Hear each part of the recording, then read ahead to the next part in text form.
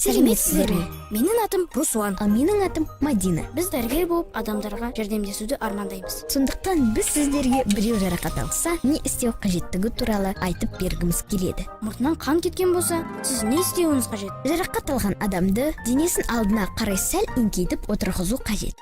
Мұрнына мұз немесе суық суға малынған матаның бөлігін қою қажет. Матаны әр 2 минут сайын суық суға малып отыру қажет. Жарақаттанған адамды мұрнын қолмен қысуды 5-10 минутқа, қан кетуі тоқтағанға дейін және аузымен тыныс алуын өтініңіз. Егер қан көпке дейін тоқтамаса, міндетті түрде жедел жәрдемді шақырыңыз.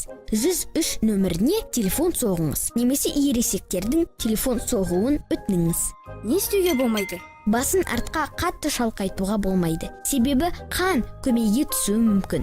Жарақат алған адамды арқасына жатқызуға болмайды. Барлығы түсінікті деп ойлаймыз. Біреуге көмек қажет болса, біздің сабағымызды еске алып, көмектесе аласыз.